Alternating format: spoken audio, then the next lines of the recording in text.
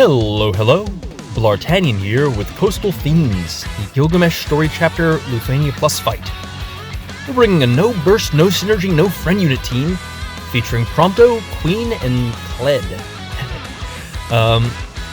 Before we get too deep into it, be sure to hit that like button, hit the subscribe button if you haven't already, leave a comment down below, and ring that notification bell. This is a fun team, and I had a good time recording this. Featuring some of my favorite units to play. Queen is a ton of fun, one of my earlier blues.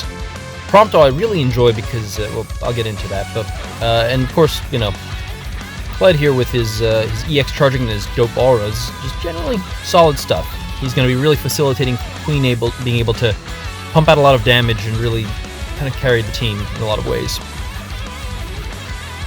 I said I like Prompto. What I really enjoy about Prompto, I think, as always, is his flexibility in that he provides some kind of defensive integrity to the team with his evasion without really sacrificing offensive pressure, thanks to his follow-up and his EX. And he also contributes in this fight because he gets that special HP plus off of his EX, so he can help check the orb. Beyond him, Queen, of course, is going to be using Devastate to keep the orb in check. We have it, but it is funny I would talk about defensive integrity. This fight doesn't really demand a whole lot in that regard. Like, even, at least Bahamut had that recast that, in theory, if you let it get off the frame version, could kill you, I guess, from its damage.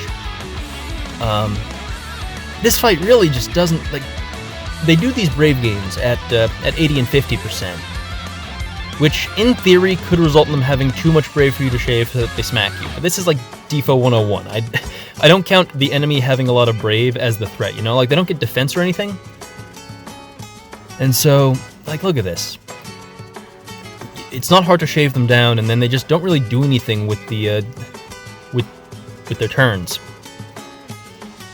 And that, I guess, continues to be kind of my overall criticism with the state of the game as far as the difficulty. That said, I will say this orb is a lot more interesting than the previous one because, well, for one thing, it doesn't disappear. But it's tight enough that you need to kind of... Did Devastate not tick it up? Did I miss something there? I think I might have missed something there. Hold on, we're going to have to play that back. But first we're going to have to go ahead and use Kled's LD there, get some good damage. Now, hit that Devastate real quick. Yeah, that was weird. Okay, it ticked up there. I don't know what happened with that, but... oh, that probably was the EX, not the Devastate. Okay. At the end of the day, Queen's shouting and slashing kind of all starts to blur together after a while.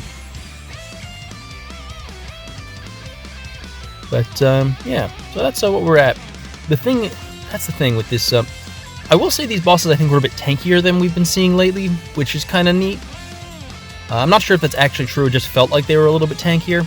So I'm always there for bosses putting up a little resistance in the damage area, just so that you have to kind of build your team more thoughtfully to maximize your damage output. So here, unfortunately, because the boss got a turn, Prompto is not going to refresh his stacks, which I didn't notice at the time. I'm just going to be like, hey, wait a second, why isn't he follow-up attacking? Because I'm good at the game. That's just how it goes sometimes. So here we go with more of those Brave gains. And as much as I would love to use the free skill on the C65, that's the thing about this fight I noticed, is that unless everyone on the team is hitting special plus attacks, the orb can get very tight for doing things like calls or using AAs, things like that, free skills, stuff like that.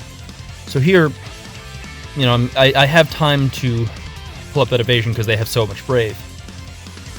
Granted, we have Queen's last stand and everything. I think it probably would have been fine if I just let them punch other people, but whatever.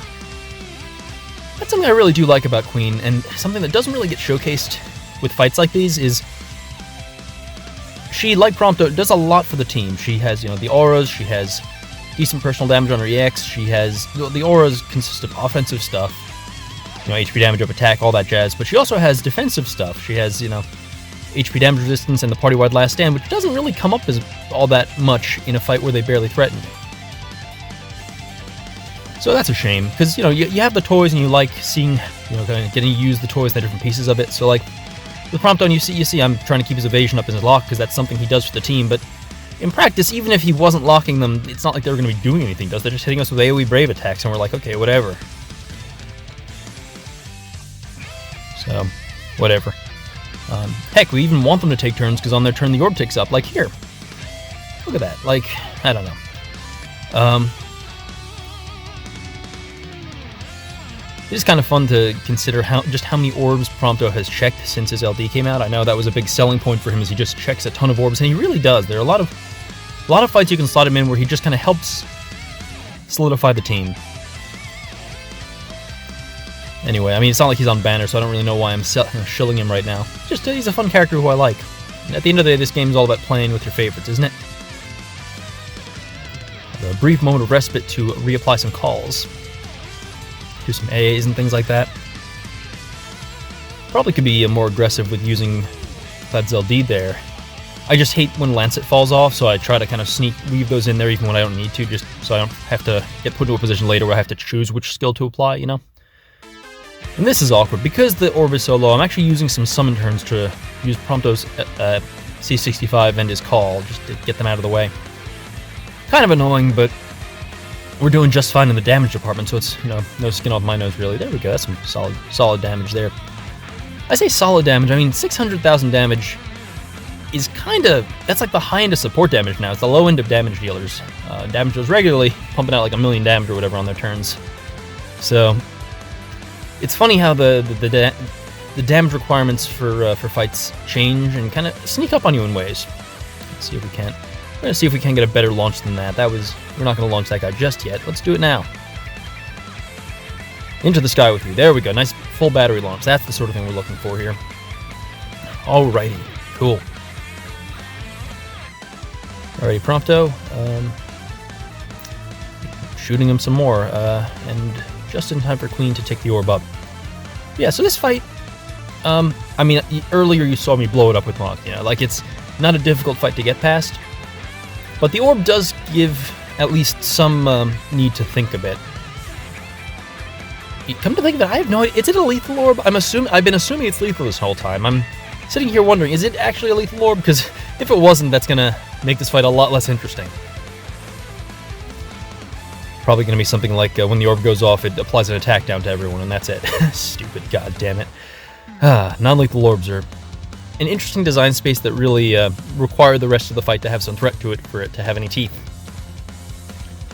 Anyway, there's one down. Let's bring it home with an absurd number of bullets. Prompto, take us there. There we go. That's the bullets right there. Anyway, I hope you enjoyed. I had fun with this, and I hope you did too. Which I just said. Shoot. Anyway, thank you for watching through the end, and I will see you in the next video. Adios.